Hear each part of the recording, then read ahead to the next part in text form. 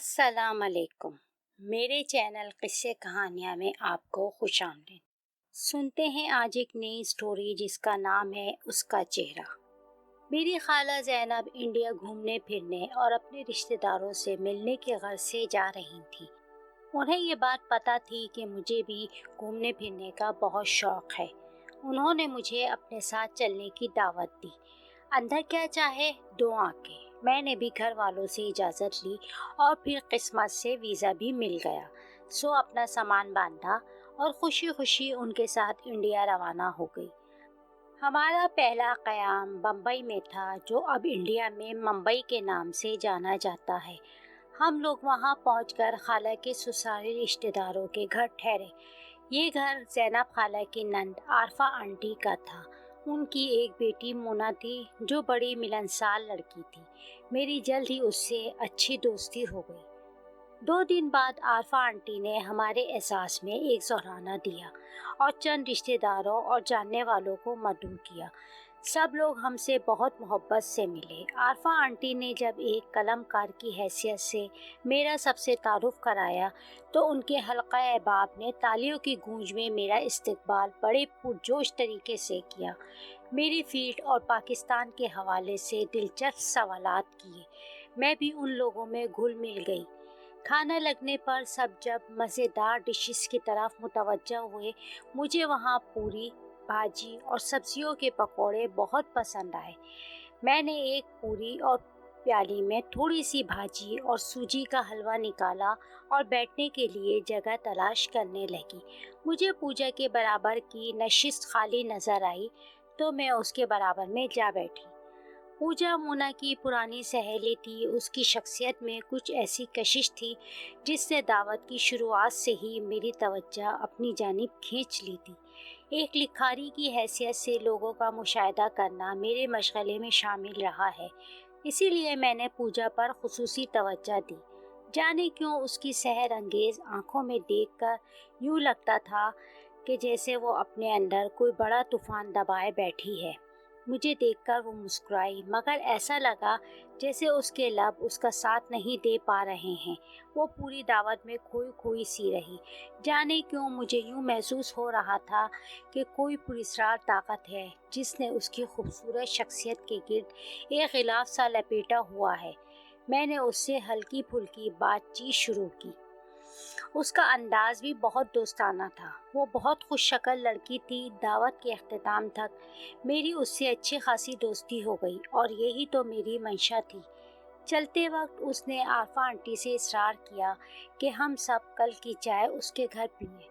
میں تو پہلے ہی اس کے ساتھ وقت گزارنا چاہتی تھی تاکہ اس کی شخصیت پہ چھائے اسرار پر سے پردہ اٹھ سکے، اس لیے فوراً حامی بھر لی۔ مگر خالہ لوگوں کو ایک اور جگہ جانا تھا۔ تاہم اس بات کا حل مونا نے یوں نکالا کہ وہ میرے ساتھ پوجا کے گھر جانے پر راضی ہو گئی اور زینب خالہ نے عارفہ آنٹی کے ساتھ دوسرے رشتہ داروں کی طرف جانے کا پروگرام سیٹ کر لیا۔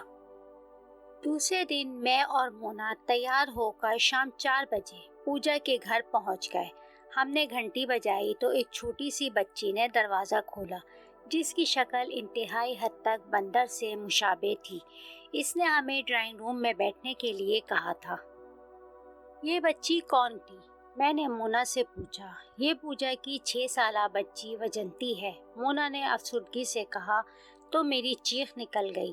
ابھی میں اس سے اس بارے میں کوئی اور سوال کرتی کہ پوجا خوبصورت گلابی ساڑی پہنے اندر داخل ہوئی۔ آپ لوگوں کی کرپا ہے جو آپ ہمارے غریب خانے پر پدھاری۔ اس نے ہاتھ جوڑ کر ہمیں پرنام کیا۔ وہ ہم سے بڑے اتفاق سے ملی۔ ناشتے پانی سے فارغ ہونے کے بعد میں نے اس سے اس کی بچی کے بارے میں پوچھا، جس کی وجہ سے پوجا کے حسین چہرے پر اداسیوں نے ڈیرا سا جما لیا تھا۔ راستے میں اس بابت کچھ مونا سے بھی پتہ چلا تھا۔ پھر پوجا کی بیٹی کو دیکھ کر میری اشتیاق کی آگ اور بڑھک اٹھی۔ میں مکمل کہانی پوجا کی زبانی سننا چاہتی تھی۔ میں بھی چاہتی ہوں کہ میرے ساتھ جو پراسرار واقعات ہوئے ہیں وہ تم کہانی کی شکل میں لکھو، تاکہ اس سے دوسرے لوگ سبق حاصل کر سکیں، وہ غلطی نہ کر سکیں جو میں نے کی تھی۔ پوجا نے میرا ہاتھ تھام کر افسردگی سے کہا، تو میں نے اس بات میں سر ہلا دیا۔ میری لو میرج ہوئی تھی۔ رمیش اور میں شادی کے بعد امریکہ چلے گئے تھے، جہاں وہ ایک امریکی فرم جینسن اینڈ جینسن میں اچھے عہدے پر فائز تھے۔ ہمارا گزارا بہت اچھے طریقے سے ہو رہا تھا۔ میں نے ملٹی میڈیا میں ماسٹرز کیا تھا اور مجھے بھی وہاں ایک اچھی کمپنی میں جاب مل گئی۔ جیون خوشیوں کے ہنڈولوں میں جھول رہا تھا کہ ہماری پریم بھری زندگی پر کسی بری نظر کا سایہ پڑ گیا۔ پوجا بولتی جا رہی تھی اور میں ایک کاغذ پر ساری باتوں کو تحریر کر رہی تھی۔ میرے سسر کو 7 سال قبل اچانک ہارٹ اٹیک ہوا۔ ہم کو سب کچھ چھوڑ چھاڑ واپس ممبئی لوٹنا پڑا، جہاں رمیش کا یہ پرکھوں کا مکان تھا، جس میں اس کے ماتا پتا اور بھائی بہن رہتے تھے۔ رمیش اپنے پتا جی سے بہت اٹیچ تھے۔ ہمارے انڈیا واپس جانے کے دوسرے دن ہی ان کا دیہانت ہو گیا۔ رمیش کے لیے یہ بات جیسے روک بن گئی۔ ان کا دل ہر چیز سے اچاٹ ہو گیا۔ رمیش کی ماتا اپنے پتی کی ارتھی اٹھنے کے ساتھ ہی بستر سے لگ گئی۔ گھر کے بڑے بیٹے ہونے کی حیثیت سے اب رمیش کا یہاں رہنا ضروری تھا۔ اسی کارن ہم نے ہمیشہ یہیں رہنے کا فیصلہ کر لیا۔ کاش ہم واپس چلے جاتے تو مجھے وہ غم نہ ملتا، پوجا نے کھوئے کھوئے لہجے میں کہا۔ مونا نے ہاتھ دبا کر اسے تسلی دی۔ میں بڑی دلچسپی سے اس کی کہانی سن رہی تھی۔ ہم جب ممبئی لوٹ کر واپس آئے تو میں ماں بننے والی تھی۔ پتا جی کی موت اور ماتا جی کی بیماری کی وجہ سے جہاں رمیش ڈسٹرب تھے، وہیں میں بھی بہت اداس تھی۔ اسی لیے اپنی دیکھ ریکھ اس طرح نہیں کر سکی جیسا کہ ڈاکٹر کی ہدایات تھی۔ بچے کی پیدائش کا سمے قریب آ رہا تھا، مگر مایوسی کے کارن میں بری طرح سے بیمار پڑ گئی، تو ڈاکٹر نے خصوصی طور پر رمیش کو میرا خیال رکھنے کی تاکید کی۔ پوجا نے میرا ہاتھ تھام کر مجھے بتایا۔ ایسا لگ رہا تھا کہ ان یادوں کو دہرانا اس کے لیے آسان کام نہ تھا۔ میں نے مسکرا کر اس کی حوصلہ افزائی کی۔ میری طبیعت کی خرابی کی وجہ سے اب رمیش میرا پہلے سے زیادہ خیال رکھنے لگے تھے۔ ایک دن ڈنر کے بعد جانے کیوں مجھے ایسیڈیٹی کی پرابلم ہو رہی تھی۔ وہ مجھے ہمارے گھر سے نزدیک واقع ایک پارک میں چہل قدمی کے لیے لے گئے، جس کا نام ہنومان جی پارک ہے۔ اس وقت رات کا سمے تھا، 9:30 بج رہے تھے۔ یہ رات عام دنوں کے مقابلے میں کچھ زیادہ ہی اندھیری تھی، اسی لیے پارک میں لوگوں کی موجودگی نہ ہونے کے برابر تھی۔ میں نے جیسے ہی پارک کا مین گیٹ کراس کیا، کسی پرندے کی خوفناک اور مکروہ آواز میرے کانوں میں پڑی۔ میں ایک دم خوفزدہ ہو گئی۔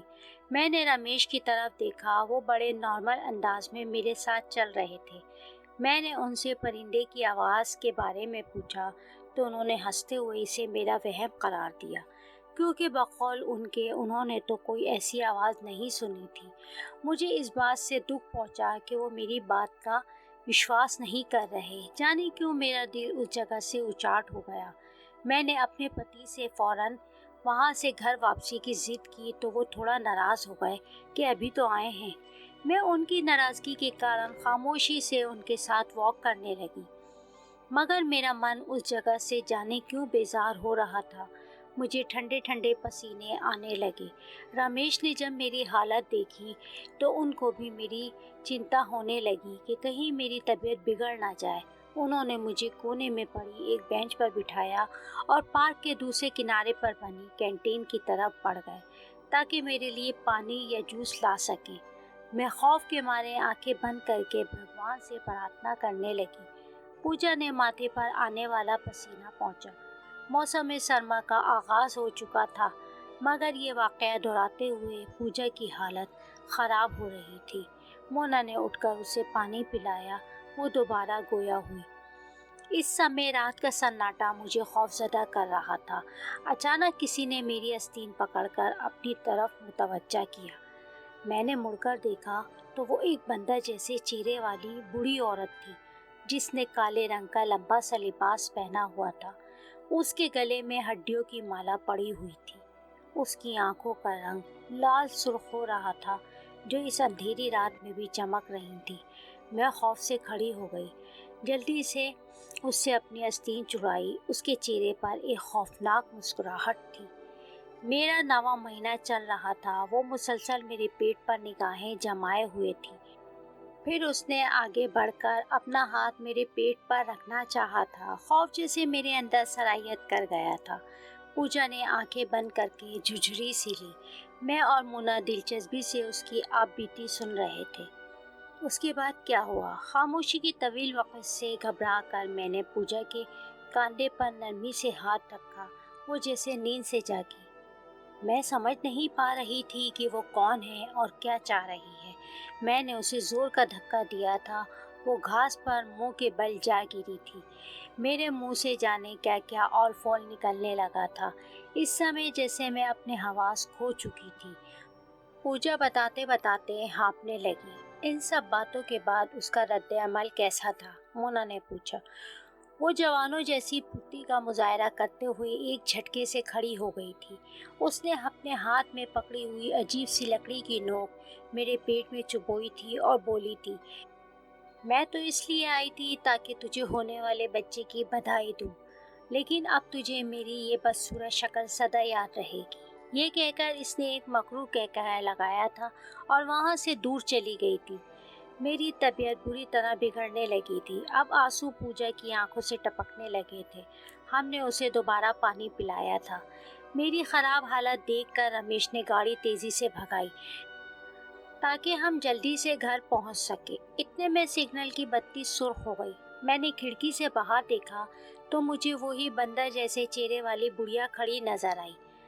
رمیش، دیکھو وہی بڑھیا۔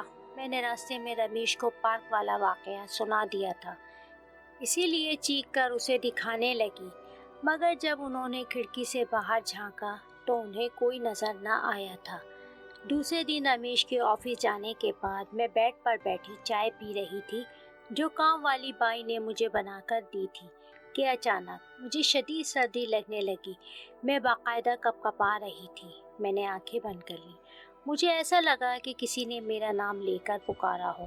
میں نے آنکھیں کھولی تو سامنے وہی بڑھیا کھڑی تھی۔ میرا خوف سے دم نکلنے لگا۔ میں نے چیخنا چاہا مگر میری آواز حلق میں جیسے اٹک گئی۔ مجھے ایسا لگ رہا تھا جیسے میرا پورا جسم منجمد ہو گیا ہو۔ میں نے دیکھا کہ اس بڑھیا کا ایک ہاتھ اچانک لمبا ہونا شروع ہو گیا تھا۔ اس نے وہ ہاتھ میرے پیٹ پر پھیرا۔ کسی خوفناک پرندے کی مکروہ آواز مجھے دوبارہ سنائی دی۔ شدید تکلیف کا احساس ہوا۔ مجھے ایسا لگا کہ میری آتما پر لوگ سدھارنے والی ہے۔ میں نے ایک دلدوز چیخ ماری اور بے ہوش ہو گئی۔ پوجا نے حقیقتاً کپکپاتے ہوئے میرا ہاتھ تھام لیا۔ اس کی کہانی سن کر میرے دل کی حالت بھی عجیب ہو رہی تھی۔ اس کے بعد کیا ہوا؟ میں نے جلدی سے پوچھا۔ مجھے جب دوبارہ ہوش آیا تو میں نے دیکھا کہ سب اداس سے میرے ارد گرد کھڑے ہیں۔ بدھائی ہو، آپ ایک بیٹی کی ماں بن گئی ہیں، نرس نے رسمی طور پر مجھ سے کہا۔ سب کی خاموشی، خصوصاً رمیش کے چہرے پر چھائی سنجیدگی سے میں نے یہ مطلب لیا کہ وہ بیٹی کے پیدا ہونے سے خوش نہیں ہیں۔ حالانکہ وہ تو خاصے آزاد خیال تھے، لیکن اصل میں ان کی اداسی کا کارن مجھے تب ہی سمجھ میں آیا جب نرس نے فیڈ کروانے کے لیے وہ بچی مجھے لا کر دی۔ اس کو دیکھ کر تو میرے بولنے کی شکتی ہی ختم ہو گئی تھی۔ پوجا ڈھارے مار مار کر رو رہی تھی۔ ہم دونوں کے آنسو بھی اس کا رونا دیکھ کر بہنے لگے۔ ہے بھگوان، میری بیٹی کا چہرہ اسی ہنومان پارک والی بوڑھی عورت کا صاف بندر جیسا تھا۔ میں اپنی بچی کو دیکھ کر دوبارہ بے ہوش ہو گئی تھی۔ اس بوڑھی کی بات سچ ثابت ہوئی تھی۔ اب وہ میری بیٹی کی صورت میں ہر وقت میرے ساتھ رہتی ہے۔ یہ زندگی بھر کا روگ ہے جس نے میری خوشیوں بھری زندگی کو چتا کی آگ دے دی ہے۔ اگر آج کی سٹوری آپ کو پسند آئی ہے تو ویڈیو کو لائک کر کے اپنے دوستوں اور جاننے والوں سے ضرور شیئر کریں۔ اگر آپ نے ابھی تک چینل کو سبسکرائب نہیں کیا تو نیچے دیے گئے سبسکرائب کے سرخ بٹن کو کلک کر کے ساتھ موجود بیل آئیکن کو پریس کریں تاکہ نئی آنے والی ویڈیوز کی نوٹیفیکیشن آپ کو بر وقت مل سکے۔ شکریہ۔